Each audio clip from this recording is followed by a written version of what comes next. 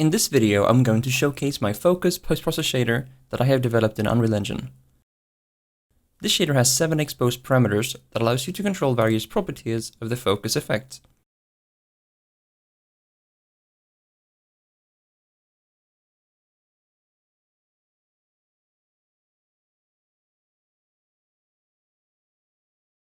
The overlay color parameter controls the overlay color.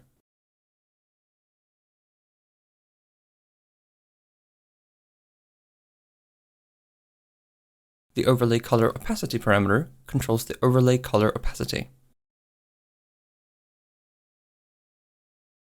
The desaturation parameter controls the desaturation.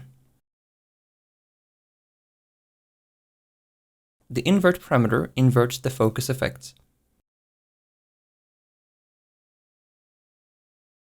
The enable Fresnel parameter enables a Fresnel effect. The Fresnel intensity parameter controls the Fresnel intensity. The Fresnel smoothing parameter controls the Fresnel smoothing.